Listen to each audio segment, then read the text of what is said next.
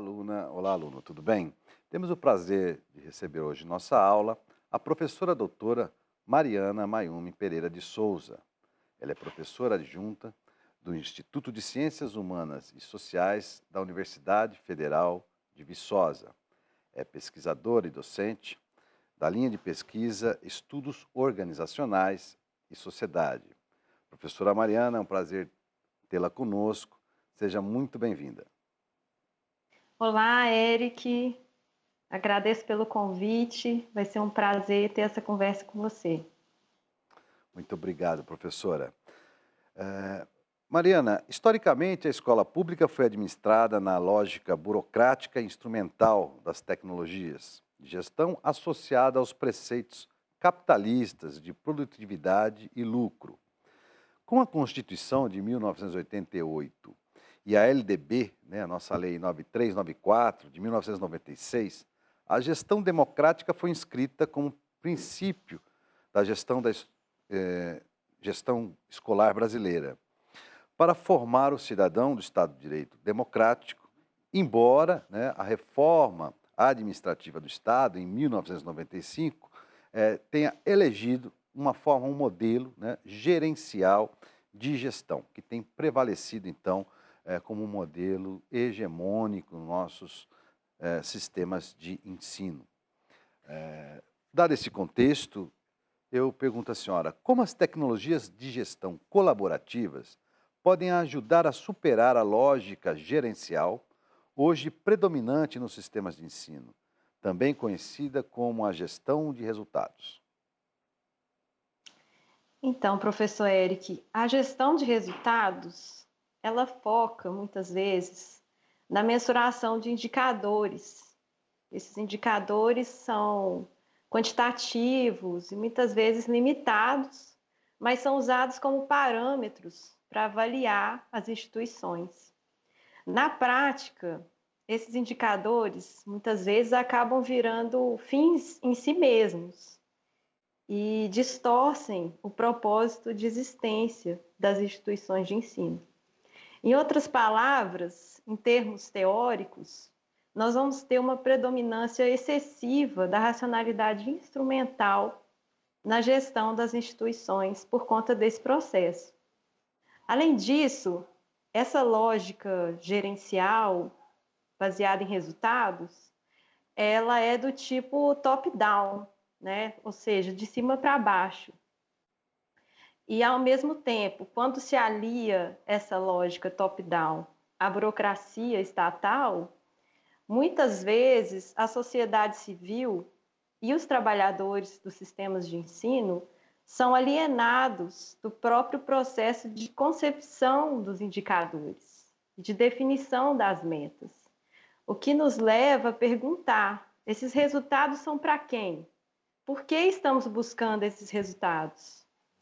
Outro problema prático observado em muitos casos é que a gestão de resultados, propagandeada como mais eficiente, mais eficaz, ela pode, na verdade, aumentar ainda mais os processos burocráticos nas instituições, porque elas vão precisar mensurar e controlar diversos indicadores. Em contrapartida, as tecnologias de gestão colaborativa trazem uma ênfase maior ao processo da gestão, ao como e ao porquê os resultados são alcançados, entendendo que todos os envolvidos precisam se apropriar da gestão em seu cotidiano, a partir de uma percepção compartilhada sobre o que somos nós, o que nós buscamos coletivamente, o que nós valorizamos, quais as responsabilidades de cada um dentro desse processo, para que os objetivos que todos nós queremos sejam alcançados. Portanto, as tecnologias de gestão colaborativa subvertem a lógica top-down da gestão de resultados, começando de baixo para cima, ou seja, bottom-up, partindo do que os envolvidos no cotidiano das instituições desejam coletivamente, para depois estabelecer os caminhos e até mesmo definir metas e indicadores. Nesse sentido, Eu não quero dizer que eu sou contra a racionalidade instrumental, a busca e a mensuração de resultados. O que eu estou questionando é por quem esses indicadores são definidos e como os resultados são alcançados. Muito bem, professora.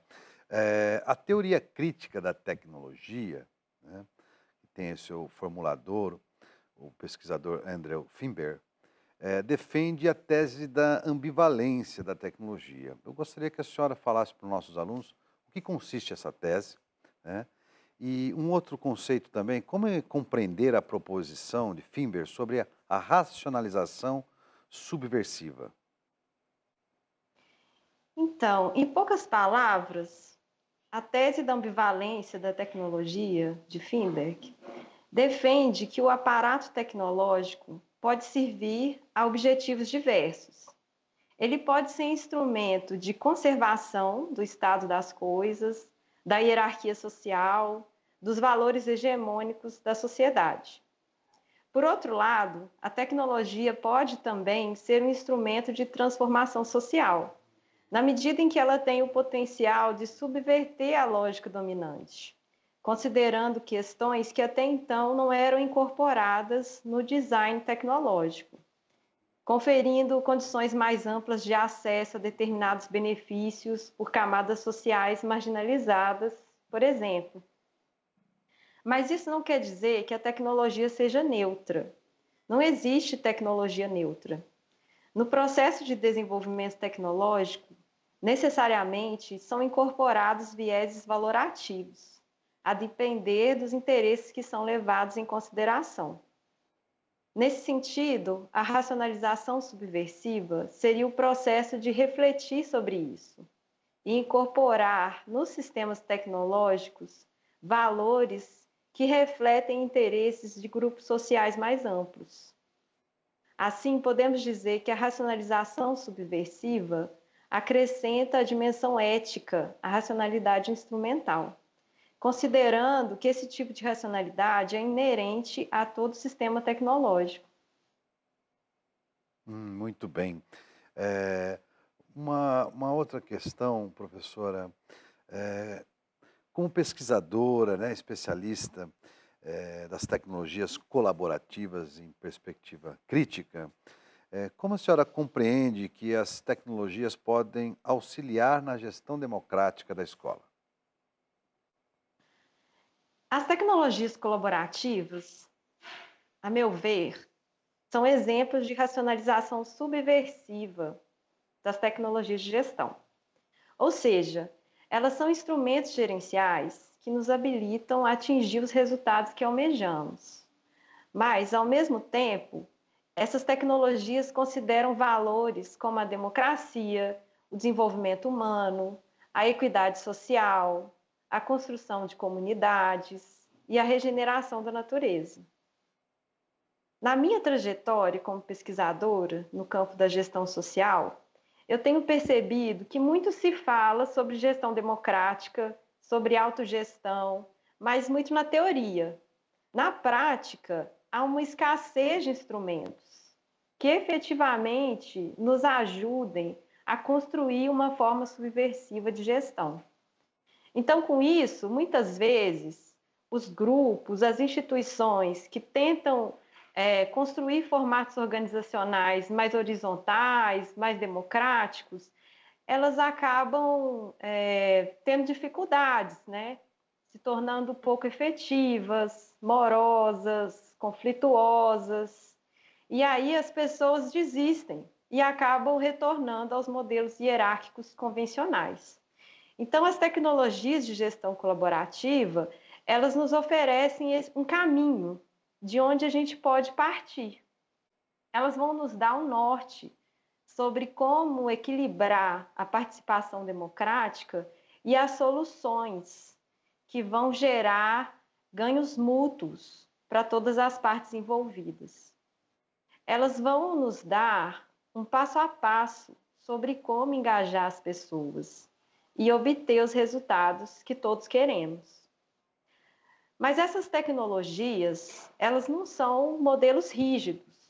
elas são caminhos flexíveis, adaptáveis, na medida em que a gente vai percebendo as características específicas do grupo em questão, do contexto, e, ao mesmo tempo, mantendo em mente os valores que norteiam esse grupo no processo.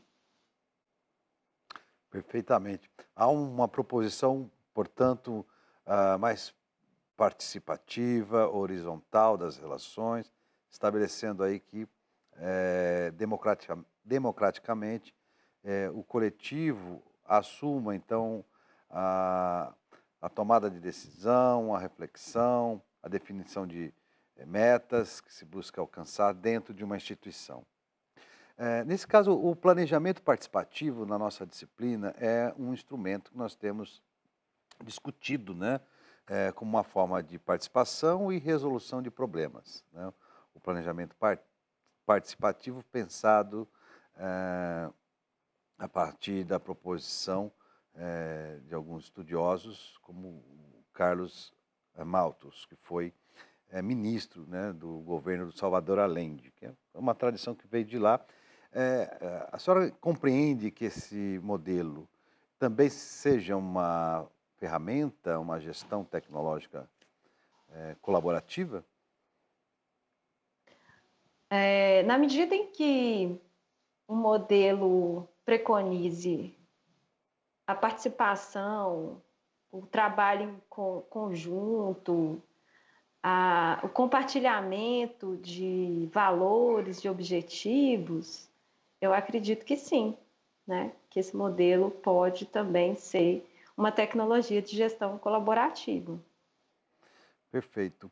Porque é uma dificuldade que eu acredito que exista quando nós tiramos algumas ferramentas de gestão utilizadas nas empresas, né, e trazer para o setor público sem a devida crítica. Eu acho que seria isso, então, a racionalização subversiva, poder pegar um instrumento e fazer uma crítica e adaptar a partir de certos valores sociais, democráticos, incluindo a reflexão ética.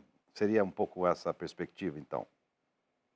Sim, é o que o Finber defende, né? Ele defende a possibilidade de decomposição de um determinado sistema tecnológico, em que nós vamos começar a perceber, a refletir quais valores estão subjacentes a esses sistemas. E a partir disso a gente pode refletir, adaptar, acrescentar novos valores, né, no processo da reconstrução daquela determinada tecnologia. Então, para Finberg, não necessariamente a gente precisa começar do zero, pensar uma tecnologia sob a lógica subversiva a partir do zero. A gente pode pegar as tecnologias que já existem e reconstituí-las, acrescentando novos valores, acrescentando perspectivas mais amplas da sociedade. Perfeito. Muito bem, professora Mariana. E quando nós pensamos o uso de tecnologias, as propostas de inovações tecnológicas na escola, de algum modo esse referencial teórico nos ajuda a refletir, né, o porquê, o como, para quem do uso dessas tecnologias, que deve passar por um trabalho coletivo, né, da escola, uma reflexão a partir dos valores do projeto pedagógico, da participação dos professores, da comunidade escolar, dos pais,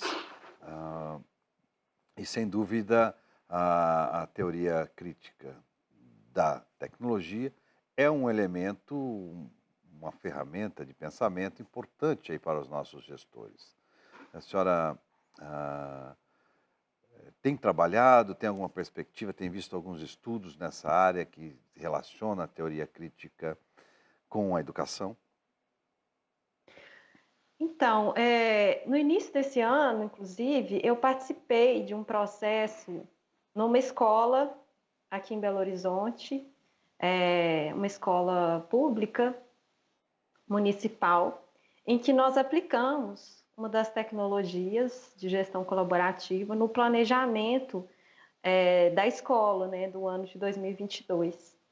E aí a gente envolveu, né, eu facilitei esse processo envolvendo todos os professores da instituição e nós estabelecemos os sonhos, né, os objetivos que o coletivo considerava importante para esse ano na instituição, desenvolvemos como chegar neles a partir da opinião de todos, né?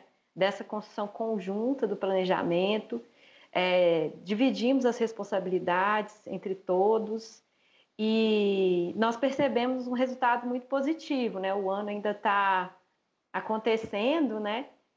Apesar também de vários desafios imprevistos, né, que faz parte também do processo, mas nós percebemos um engajamento, uma motivação, uma clareza maior entre o corpo docente da escola sobre o propósito mesmo, né, da instituição, o que eles realmente queriam alcançar enquanto professores, enquanto educadores, né? Então, acho que trouxe uma maior consciência, né, em relação à missão da instituição, no dia a dia, né, nas escolhas, na prática desses professores. Então, nós temos percebido, né, eu estou acompanhando esse processo, mas temos percebido que é muito interessante. Mas é claro, como eu disse, né, vários desafios foram surgindo, né, que são característicos, né, da